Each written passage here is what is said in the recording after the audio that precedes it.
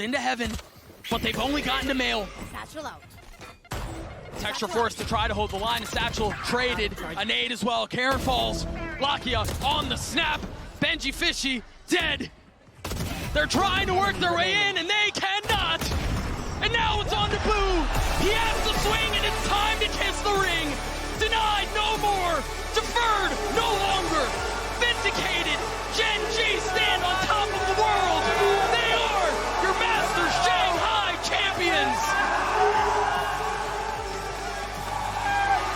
Yesterday, Gen G made history by being the first Asian team to win a Masters tournament in Valorant, and I'm very happy for them, and they were very deserving of it. We're going to take a look at Split here. We're going to start with round number 3, where Gen G had a masterful attacking side, it must be said. And they did a lot of what they're going to do in this round, which is they're going to early pressure out towards B main here, and they're going to take one of the mains, right? And particularly B main, where they've got the Viper wall coming across, they're going to pressure early on. Now, the thing is, as they're in here, right, we get the Omen smoke coming out from Team Heretics, and Team Heretics are playing this fairly aggressively, right? Ahead of the Viper wall here, you know, we got the spam and all of that, and they haven't heard any Cypher stuff here either, right? And you can see at this point in the map, it looks like Gen G's idea, you know, is just to do a full B exec, right? They got 4 players here. I mean, Meteor already is in kind of a lurking spot for this kind of B exec to come in, but you see that they cancel that idea, and I think that this is an interesting development in kind of where I think Valorant is going, that you see they cancel their idea and they're actually going to come all the way back to A. Yes, they still have the Cypher camera here,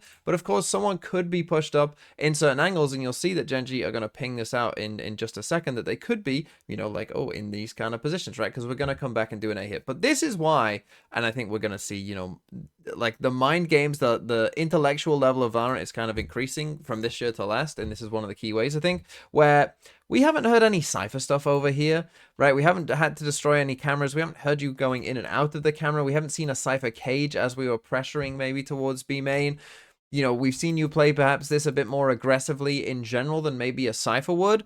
We know that, you know that we're in B main, you know, we both know that we were B main, so you're probably going to have rotated maybe an extra guy over to lean towards B. We know that as well, but we think that the Cypher is over towards A. And if we think that the Cypher is over towards A, then you have to think, like, we know that Benji likes to play deep on site. He's literally known for playing, you know, in this angle down here and behind screens as well. These are common angles that Benji will play in a lot on this A site.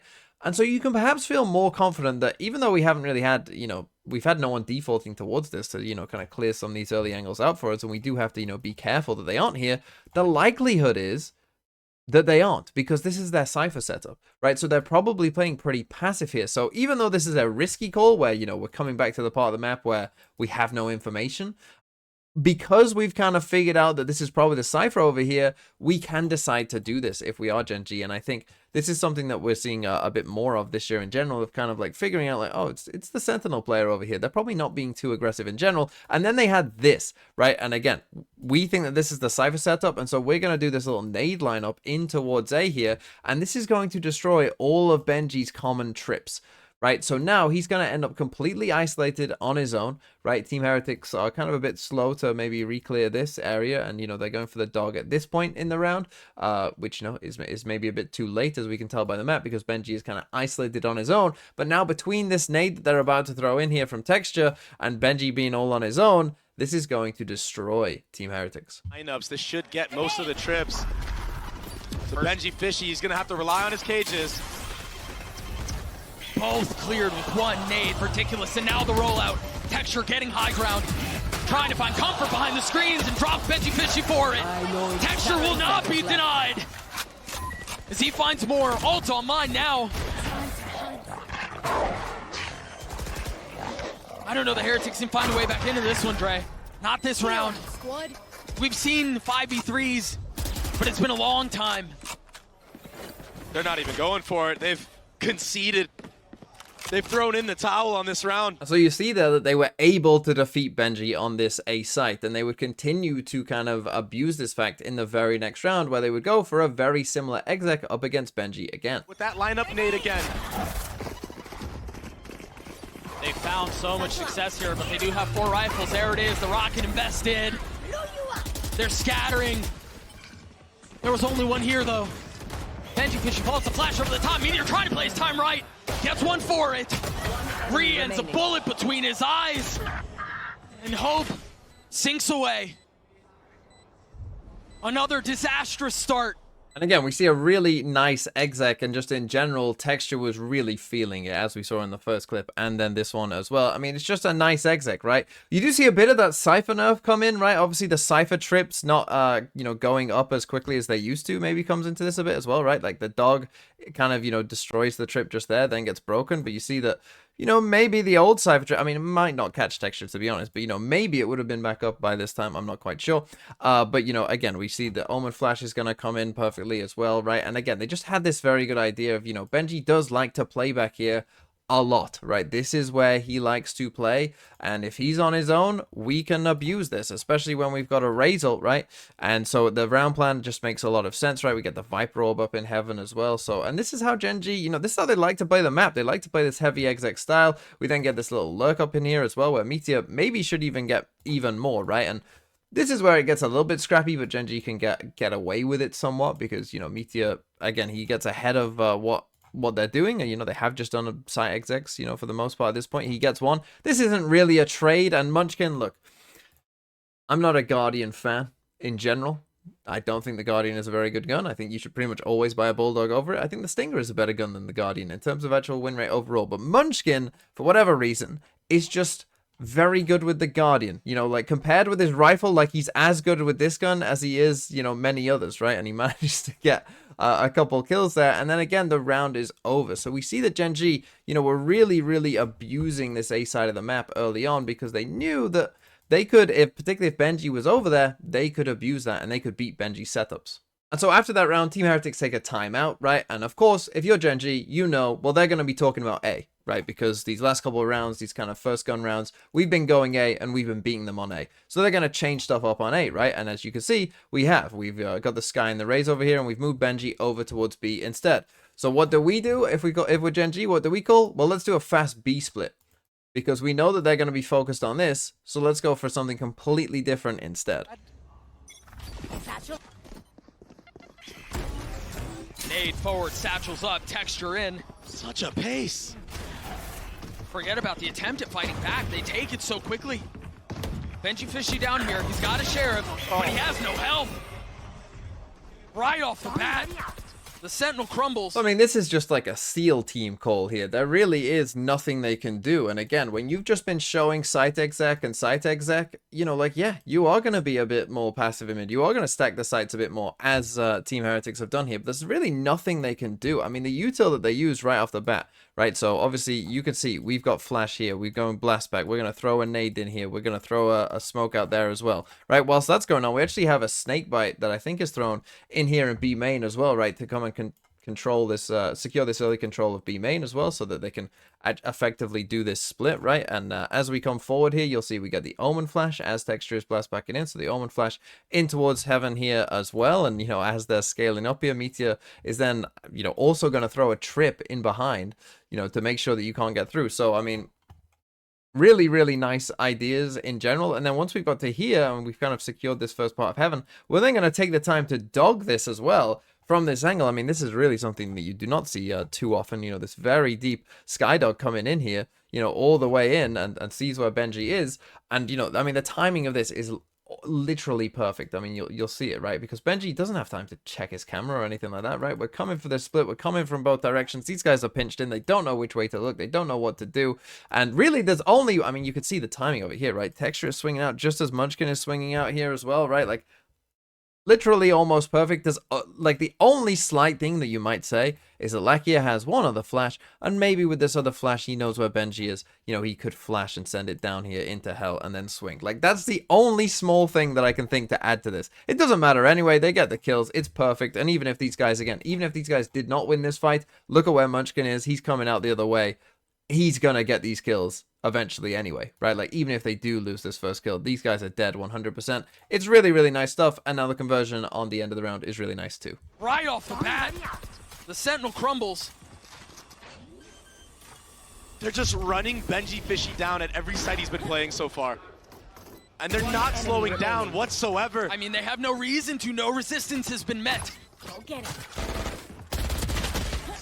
That feels like the first real advantage, I guess, if you want to call it that. It's just been tough sledding. And again, when we're in that post plant as well, obviously this trip is doing a lot of work for them, right? Because with this trip, Texture knows that he can just face this way, right? He doesn't need to be worried about his behind at all, right? And so again, I do think that the Cypher usage in this game, that, you know, as we go forward in the game's time, you know, I do think we might start to see a bit more proactive Cypher in general for these kind of things, because they can set you up very nicely in these kind of spots where now, you know, it's just a big help that you know you only have to face one way. And then by the time that we got to round 7, I mean, again, we're going for a pretty simple idea here. This is just going to be another B exec. But again, we've got something different in mind. This one, a bit of a ranked TikTok play. First it's 1, then it's 2, then 3. All of a sudden, it's an even score. What can they do to make that not happen? What have they learned? The conditioning is so nice. They try to invest utility to clear out the trips that aren't there. But GENG found a little bit of space. Karen over the top. The guardian angel for GENG. Patatek and Benji Fishy are forced to rotate back over to the site, but they're so outnumbered at this point. The spike is planted. The guns are down. Patatek. I mean, I guess the rest of your team has some money. I guess maybe you go for it. Flash in the face, Meteor falls. Benji Fishy getting active, creeping forward, Karen down. But the trade timing is just too nice. Again, this is something that's kind of completely different to every other B exec that they did in this game. But it's so well thought out. And it's like everyone knows exactly what they're doing, right? Like everything is well thought out. I mean, it is just a B exec. But again, just the timings of stuff, the different stuff that they do. You're going to see Munchkin is back here. Obviously, he's got his wall up on B. He's going to throw the orb up here into heaven, right? Which is something that's fairly normal. He did this quite often. Maybe not at the start of the round, but, you know, he was doing it fairly often to throw your orb up into here.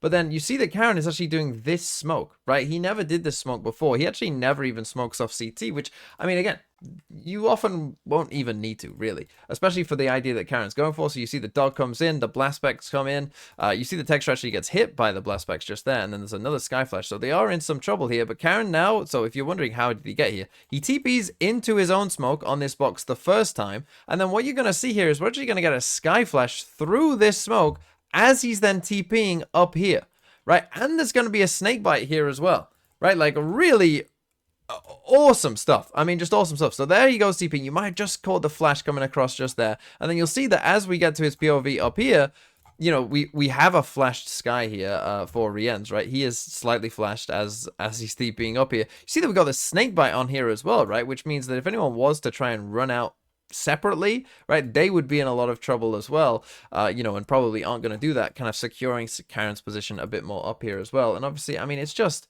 what do you do against this, right? What do you do? Like, it's so well thought out, so well planned, and then, you know, he's falling down like James Bond there as we get the final kill, and obviously they convert the post plant as well. Like, you see, that's an exec that they did once, right? That was just the one exec that they did like that, you know, with very different util to what perhaps they had shown before, but it was all perfectly done again. And then finally, I'm going to show you round number 10, which is an absolute thing of beauty. Raining terror all over on this map. The last 2 maps. One of the most dominant split attack sides I've seen. And there might be more to come. The need for a gun round success has already started off on the wrong foot. B is completely busted wide open. Now, I love a good fake. In fact, a well-executed fake is my favorite round in all of Valorant, and this is an absolute masterclass of a fake. And really, it starts in those rounds before that we had shown, right? Because the thing is, Team Heretics at this point have been conditioned that we're doing a lot of fast execs, and they work a lot of the time. So of course, Team Heretics, when, you know, the dog comes out here and you start hearing blast packs and an omen flash and all that, you're gonna believe, like, oh, they're execing A. Because they've done that enough at this point to where, of course, that's what you would think, right? And you can see that the spike is actually all the way back here the whole time. And so many parts of this fake, I mean, when you see a lot of fakes run in Valorant, a lot of them aren't very good, in my opinion.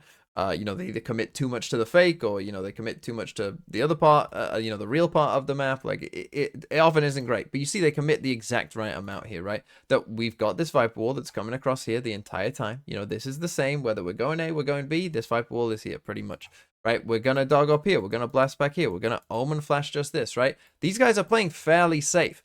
you know, they're in fairly safe positions that if they've got there, they've gotten there by utility. The smokes come in just here, right? The rotates start to come in. These guys now sneak up, right? Using this Viper Wall, these two have now snuck up. They actually avoided utility earlier on in the round as well. So you're going to see that, you know, a Sky Flash comes out here early. Doesn't catch them, right? They're waiting for it. All of that. Nice one-way, by the way, against this Viper Wall. That really served you very well here, as you can see. Nice Omen one-way, right? But now the timing of it as well, right? So Texture, he's out throwing a nade. He's creating some chaos up here on ramp as well. You see Lakia's already starting to go. And now the perfect timing, right? We're just about to get this Omen ult back into B. Great use of the Omen ult. Great use of just, in general, how to run a fake. I did a video about Fnatic where, you know, they used their Omen ult in quite a different way for a fake, and it did not go well in that round. But this is how you should do it, because here we go, right? We're going to drop the wall. This is how we get this kill here. We're going to drop the wall. Both of us are going to kill this guy, you know, as we're shooting with it. As the Omen TP is coming in back sight, we then have a Cypher ult, which does help us, because the Cypher ult means that, you know, we know where they are, and so we know that we've got the sight, and we can just, you know, take all of this space, because our fake worked perfectly. So the Cypher ult does help, you know, and getting that kill definitely does help. But, I mean, this was just literally perfect. And now you're going to see in this post plant, Team Heretics have no idea where these guys actually are. Fight back. They don't even have a chance to try to deny the hit, because circles are being run around them. Welcome to my world. What a pit. Look at how deep that goes. It doesn't get much easier than this. A little bit of pressure will be alleviated, yes, but another 2v4. Another seemingly hopeless situation. And another punctuation mark for GENG. It's just amazing. It's amazing calling. It's amazing setting up the fake. It's amazing ideas. All of it was just really, really good from GENG. And they were a very, very, very worthy winner of the tournament as a whole. And I'm very glad that Pacific finally has a win.